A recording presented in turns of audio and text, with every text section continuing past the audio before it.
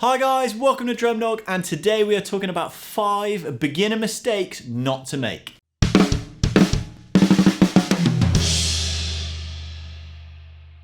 Now, when you're a beginner to drums and you're picking it up for the first time, it's not only an exciting time, but it can be a kind of confusing and overwhelming time at periods because there's just so much information out there about drums, to learn about drums, to listen to, that it can just be a little bit confusing what you should be doing and what you shouldn't be doing. Well, today I'm going to talk about 5 things that I know I did as an early drummer that maybe I shouldn't have, and hopefully you guys can learn from my pitfalls. And coming in at my pitfall number 1, it was to try and play everything as complicated and as impressive as possible.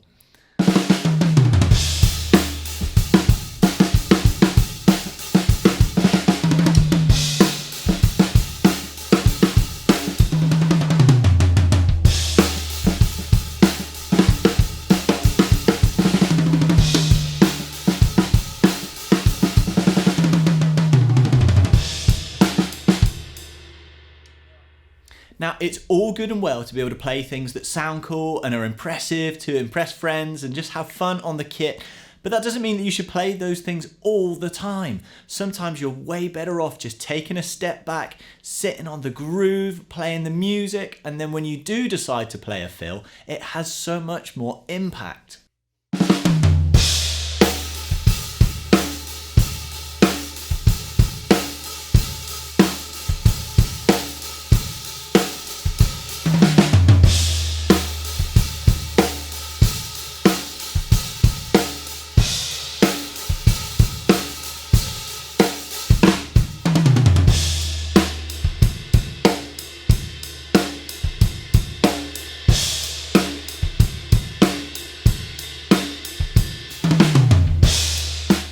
If you just play fills and complicated things all the time, then that becomes the new normal, and then nothing sounds like a fill or cool. Everything just now becomes this level. Let your playing have a little bit of push and pull, wait for those cool moments, and then give them some impact.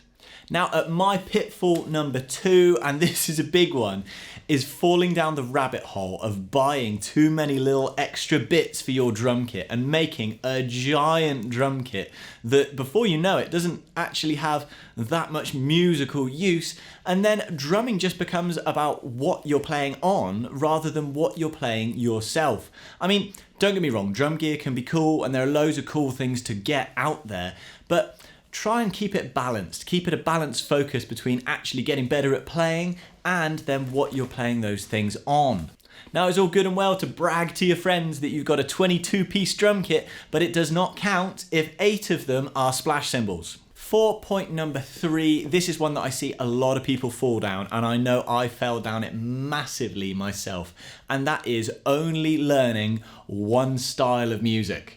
Now, when I was younger, I was a massive metalhead, and anything that wasn't metal or heavy enough was inferior music and wasn't worth me learning and playing, which just makes you really good at one thing and one thing only.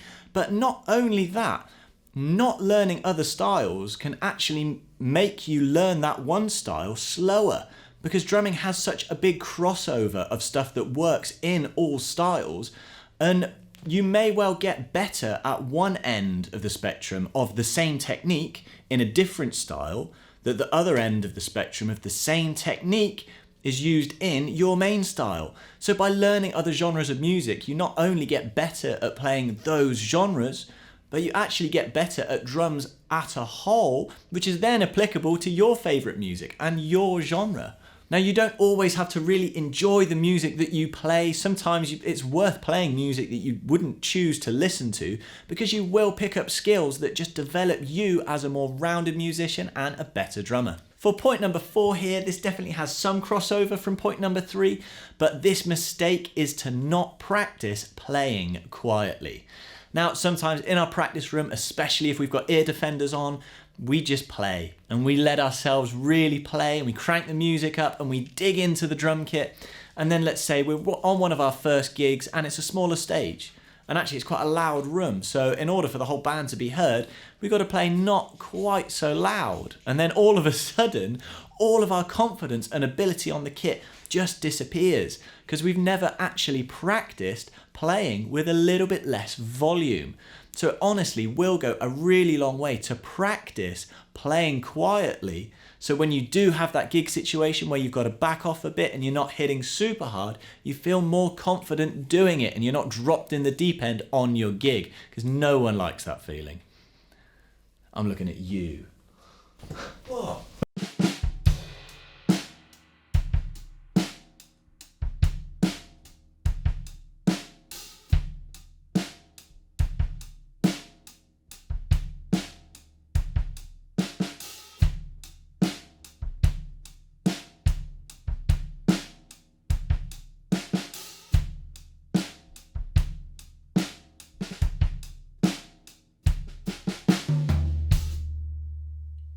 And for our final mistake here, and I'm going to go ahead and say this is the biggest one because it so often goes forgotten, and the mistake is to not film yourself practicing and watch it back.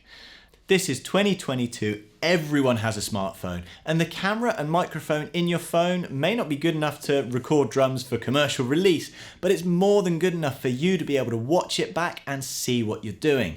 Now, as drummers, especially when we're playing along to music, it's quite an all-encompassing, Now, as drummers, especially when you're playing along to music, it's quite an all-encompassing task.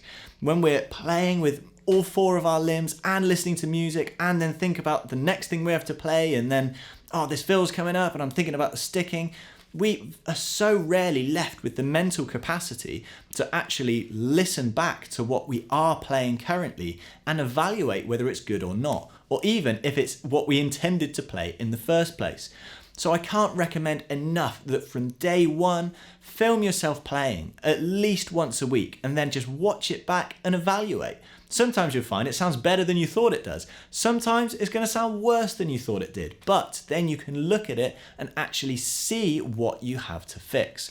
Being able to take that step back to only evaluate what you're playing instead of thinking about what you're playing and what's coming next is so invaluable and is honestly going to increase your progress tenfold.